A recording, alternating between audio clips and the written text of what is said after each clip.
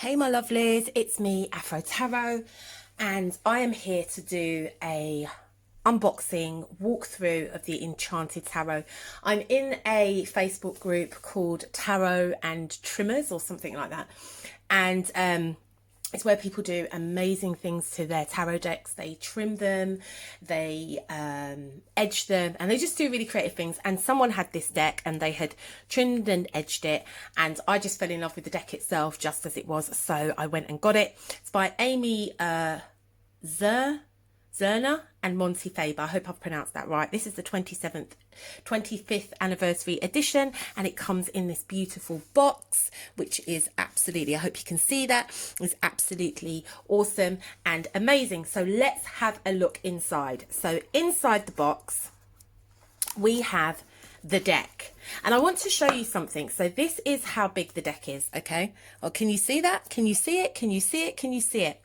And I want to bring in and show you just how big these cards are in comparison to the Starman Tarot, okay? That is how big they are. So that's the Starman Tarot. And that is in comparison to the traditional Rider-Waite deck. So you can see there is like loads of this. They're just absolutely huge.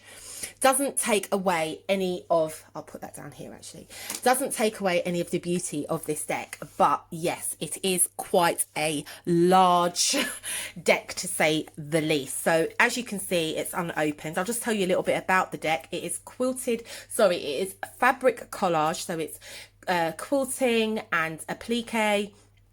That's the design it's been done in. It's very enchanted. It's lots of soft greens, pinks, purples, blues and yellows. Okay, so let me open it. Oh my goodness. Oh, I broke my nail. No, I haven't. I've bent my nail. I think I've broke my nail. But let's have a look and see. Yep, I've broke my nail. Ooh, ooh la la la la la la. Isn't this beautiful? Isn't this beautiful? So this is the Fool, the Magician, the High Priestess. Oh my God, look at it. It's just the artwork, I just think is so beautiful. And it is really enchanted. It kind of gives me that kind of like Alice in Wonderland kind of feel. All the different images on it though look really, really very intricate. The Emperor, the Hierophant. Yeah, it's that kind of, is it that kind of like circusy, The Greatest Showman kind of thing meets Alice in Wonderland. The Chariot. Strength. The Hermit. The Wheel of Fortune, Justice, the Hanged Man. I really love this. Oh, look, so pretty. The Hanged Man, Death, Temperance. Oh wow, look at that. Just look at that. Isn't that gorgeous? Isn't that just amazing? I hope you can see the detail in this. It looks so real. It looks like it's coming off the page. You're probably not really getting the beauty of this on camera, but it actually looks like it's coming off the page. The Tower, the Star. Love that. I love that kind of collagey stuff. So yeah, so that's what it is. It's collage. It's fabric collage. This is how it's been done.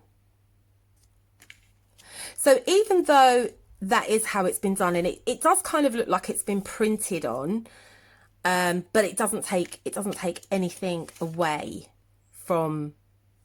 I love how it's got the hand in there, like the Judgment. Yeah, I like that, coming out of the deep.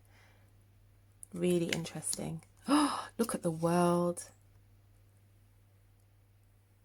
That's kind of cool, that is. That is really cool. It looks like a bronze figure, and I'm sure there was something about for the I don't know if it's a Commonwealth or the Olympics or something like that, but it was kind of like a bronze figure running around the world, burning the torch and stuff like that. So this is great. So then we go on to the wands. So if we have a look, you can see they're kind of color coordinated. So I'm assuming, oh, so the yellow cards are the wands, the blue are the swords, the pink are the hearts, are the cups. They're called hearts in this deck. And green are pentacles. So let's have a look. Ace of Wands. There's the 2. The 3, the little cherubs. 4 of Wands. 5. 6 of Wands. So it's not very, there's some Rider-Waite stuff in there, but not necessarily a lot. 7 of Wands. Some of it is traditional, some of it isn't. 8 of Wands. That's very different to what I mean, it's got some of the similar imagery, but on a whole, it's very different. 9 of Wands. Oh, this is cool. 10 of Wands. I think that really sums up the 10 of Wands, to be honest. And so the pages are called princesses in this deck. Princesses of Wands. Princess of Wands. There's the Prince of Wands, the Queen, and the King. And then we have the swords. Love the colours. Oh my goodness. I absolutely love the colours in this. There's the 2. There's the 3. Oh, this is nice. This is the 4. It's the 4. I do like this. Kind of symbolises that whole kind of like meditation aspect of the 4 of Wands. Let me just have a look at the 3. Okay. There's the 5 of Swords. There's a 6, 7, 8, 9, 10. This is slightly different. I wouldn't have seen the 10 of Swords like this with another person. I've always seen it as a singular card, to have like a single figure in it. So this is quite different, and almost kind of puts a different meaning to it, puts a different layer to what we might come out with. So there's the Princess of Swords, which would be the Page of Swords. And I love this. I love that this woman is reading this letter with glee. I don't know if you can see her face quite clearly. Like she's got she's really happy on getting this piece of news, this piece of gossip, or what she's discovered. So I quite like that. Then we have the Prince of Swords. He doesn't have the same ferocity as the Knight of Swords in the Rider-Waite. He looks a little bit, he doesn't look as merciless. He looks a little bit merciless, but not as merciless. And then we have the Queen. Perhaps she does have the same energy as the Queen of Swords, but I'm not feeling it. Perhaps I need to work with the deck. And then we have the King of Swords. Interesting depiction. Very Roman, but then also slightly romantic. I like it. Ooh, the hearts. So this is your Ace of Cups. I love it. I love it. I love it. I love it. I love it. Oh, okay, now I'm really getting, oops, I'm sorry. Now I'm really getting into this deck. Oh my God, look at the swans. The 3 of Hearts. The 4. This is a very, very different kind of image that I would have seen for the 4 of Hearts, which would be the 4 of Cups. It's a very different image. I don't get the same I don't get the same feeling of, say, perhaps apathy or discontentment or anything like that. I more get almost like this person is letting things go, almost missed opportunities, but we're not doing reading right now. This is the 5. I'm not getting that sense of mourning from this. I'm really getting something very different. But I can see the broken hearts. Yeah.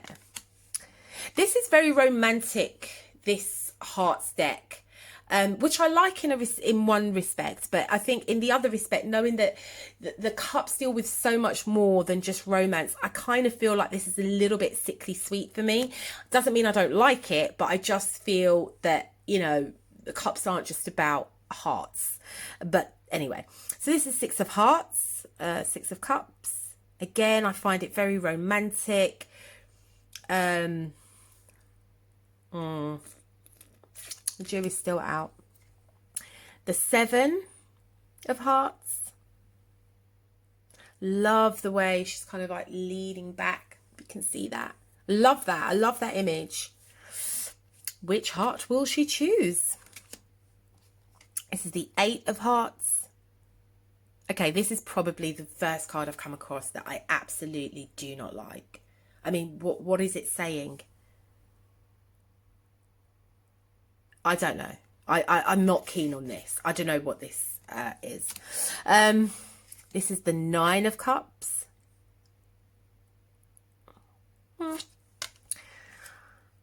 And this is the 10. I quite like this. I quite like the clothing. I quite like the imagery. It looks very sort of Romany gypsy, less romantic. I like the quilting. Yeah. So this then is the Queen. I quite like this. Very Victorian. The Knight. Oh, sorry. That's the Page. That's the Page, not the Queen. The Knight. The Queen. And this is probably how I would imagine the Queen of Cups looking, actually. Very sort of, you know, the hair and everything. It's in line with the theme of this suit. And then here we have the King. And then we move on to the Pentacles. Obviously they're green. This is the 2 of Pentacles. I don't get the juggling aspect. I don't know what the snakes mean. I don't get the juggling aspect. The 3 of Pentacles. Okay, that's interesting. It's very different. Okay. The 4 of Pentacles. I get this. I like this. Holding on to your possessions. Holding on to that which you own. Holding on to that which you believe you own. I like that. It's the 5 of Pentacles. Quite like this. This reminds me inside of what would have been like an old swimming pool. If you've ever been to the Great Baths of Bath, what are they called? I'm not sure if they're called the Great Baths of Bath. But anyway, if you go to the city of Bath, they've got some sort of like Roman baths, and it's got this kind of like tiling in there, and that's what this reminds me of. 6 of Pentacles. They're not really doing it for me. I've got to be honest. I'm not sure what this means. This could be any card in the deck, I feel. I don't think it's picked up the essence of the 6 of Pentacles. I think you need to know what the 6 of Pentacles means before you could read this card, because I don't think we have that sort of symbolism in there, or the symbology of the card's not the same. So I think you need to know what the card means. So I wouldn't necessarily say this is a beginner deck by any means. This is the 7 of Pentacles.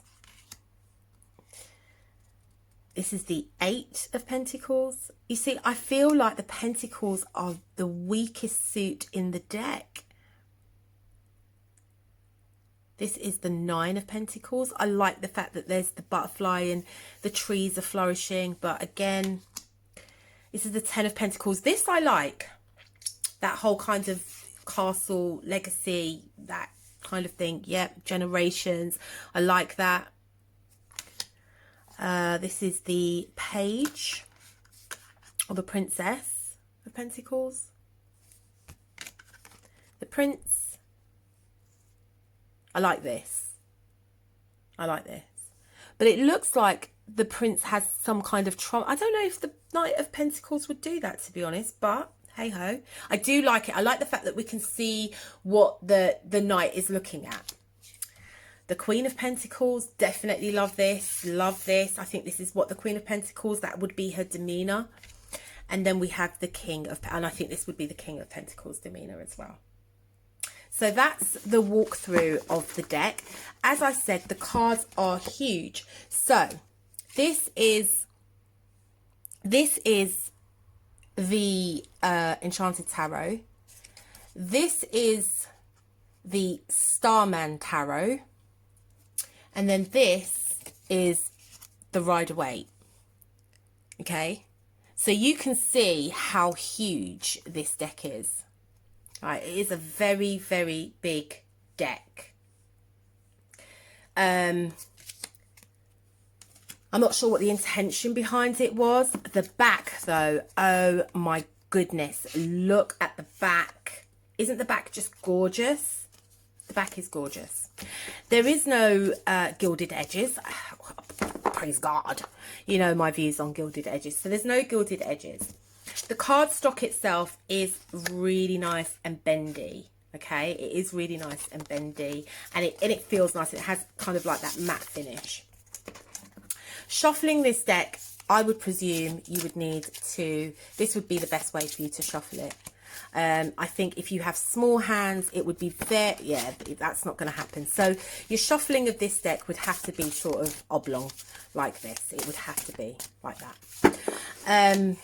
Because it's just too big, or maybe you could shuffle it like that. So shuffling with this deck would be very difficult. But again, would you necessarily want to read with this deck? I mean, I don't know. I think I might give it a try, but maybe it's just one to add to the collection. Who knows? I'm going to put that over there. So inside the box, it comes, oops, move the camera. I've knocked the camera. That's not what I wanted to do. So it comes with the book. But it also comes with this beautiful pouch to put the cards in.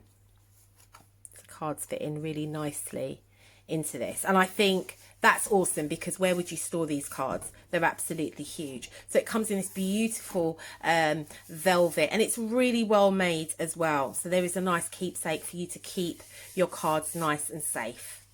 I do like that. That's really pretty. So here's the book. And it's quite thick.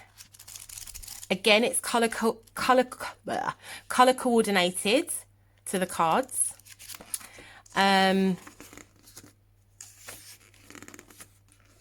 So this was first, this deck was first printed in 1992. So it's 25 years old. And there's a little bit of a history, why they created the deck, etc. A little bit of its introduction to the land of dreams. So it's very magical. And I suppose it deals a lot with the subconscious and that kind of thing as well. So there's quite a little bit in there about the deck. It's a bit about preparing for readings, handling the cards, and a note about reversals. I always find in the tarot community, the whole thing around reversals is just so complex. So there's a little note.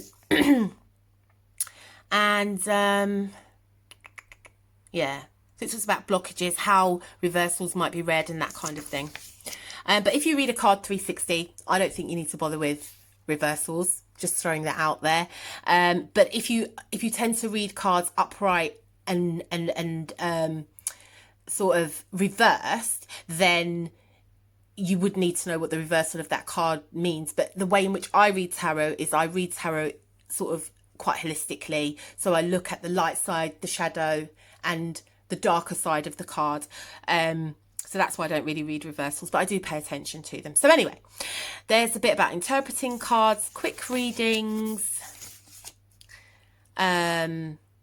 threefold approach to the Enchanted Tarot. So first it's to dream, to awaken, and the enchantment.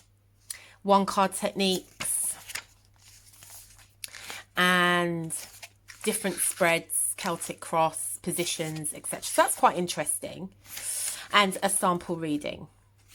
Talks about the major arcana.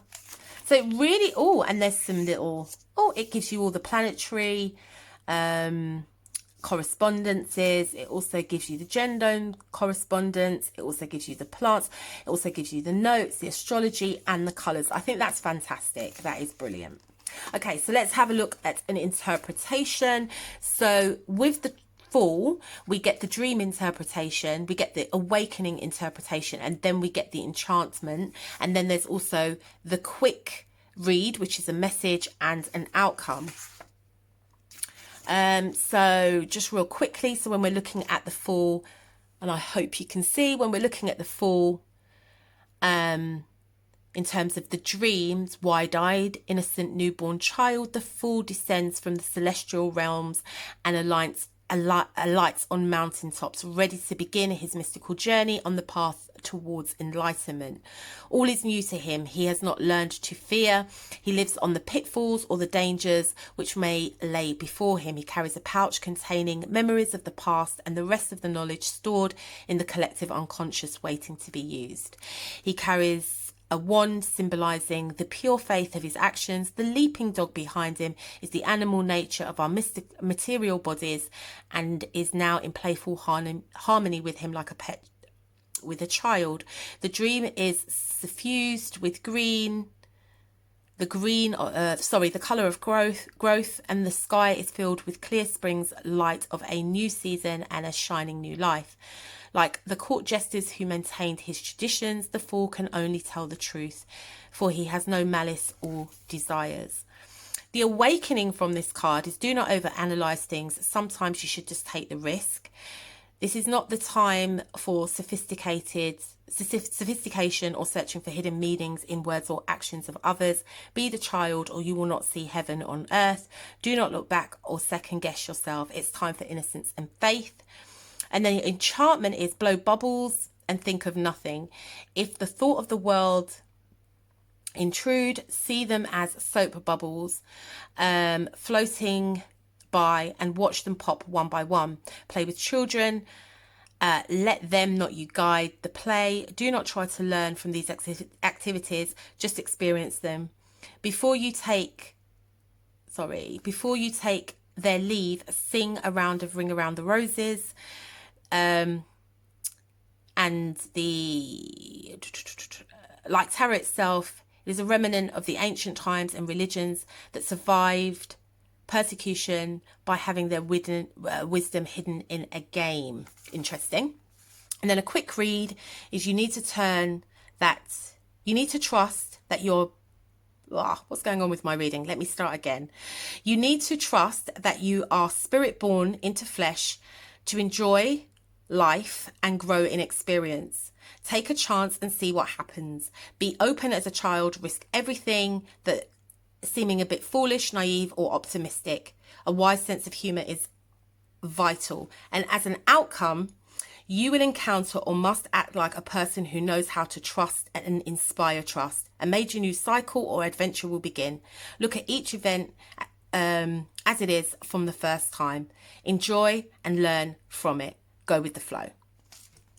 So you get one of these for each card, and you get the same thing for the pips or the minors. So it's an interesting book. I think the interpretations are slightly different, but difference is good. That's the couple who have created the deck. So that's the author and artist. And then at the back, you have an index, and it's done by picture and card. So that, my lovelies, is the Enchanted Tarot, which I think is a beautiful deck. I think it's quite big, as I said. I think the cards are quite big. I think that as a beginner, it is slightly different. If you've not read tarot before, then I think it is obviously it's a very different kind of artwork. Some of it is traditional, not all of it, and it is very different. And if you have small hands, you are going to struggle slightly, because I have quite medium-sized hands, and even I can't that looked rude, sorry, and even I struggle to shuffle the cards that way. Okay, so in terms of shuffling, they would need to be done like that, but it is quite a beautiful deck in of itself. I'm not completely sold with the pentacles, but hey ho.